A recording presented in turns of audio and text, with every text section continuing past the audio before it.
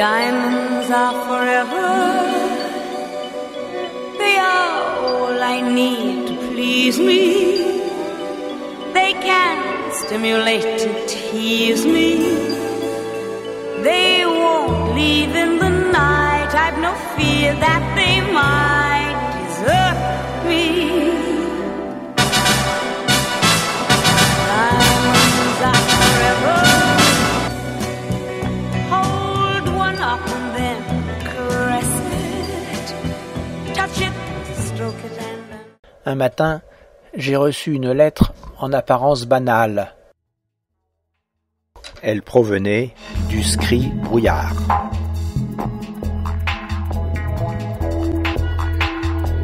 C'est un service météo.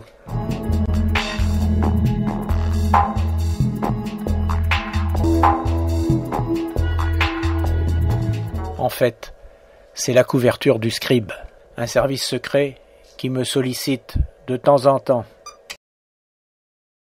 La mission était laconique, le document abscon.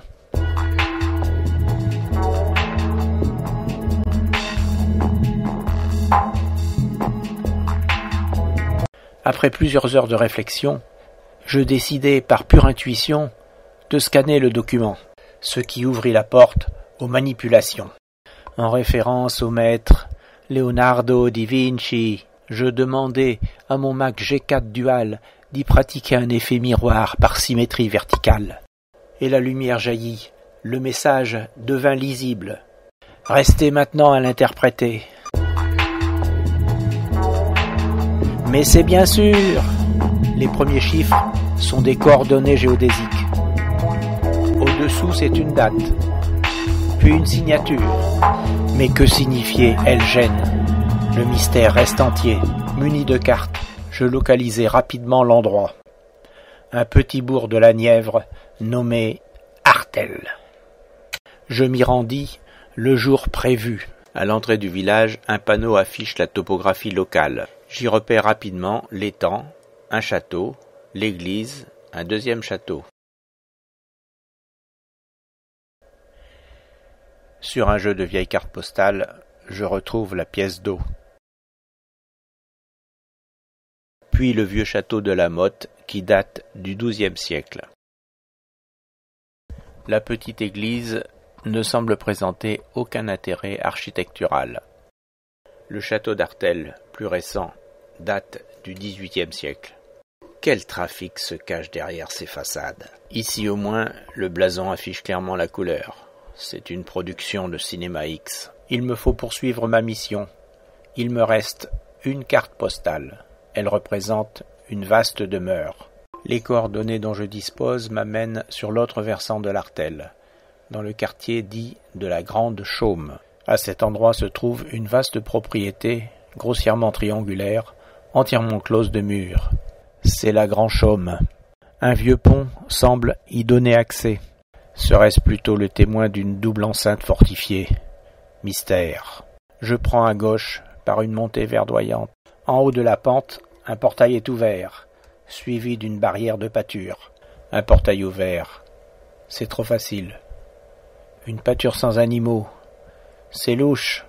Méfiant. Je poursuis comme un banal promeneur. Au bout du chemin, surprise. Un écriteau, Gîte de France. Bien sûr, c'est un alibi. Décidément, j'ai affaire à des gens très forts.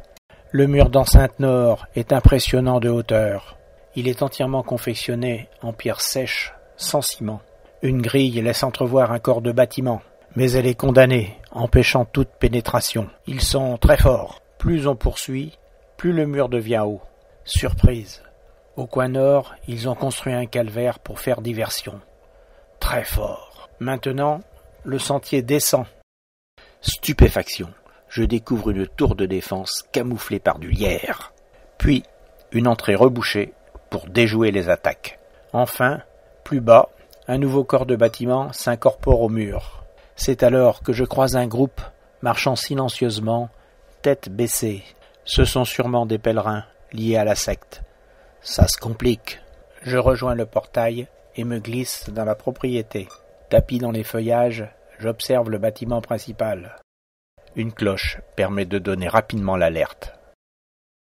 L'arrière du bâtiment s'évacue par un vaste escalier. De nombreux points d'eau assurent le ravitaillement en cas de siège. Je poursuis l'exploration du domaine. Je rejoins les bâtiments nord. Une piscine masque en fait une pièce d'eau supplémentaire. Un tennis a même été construit pour faire diversion.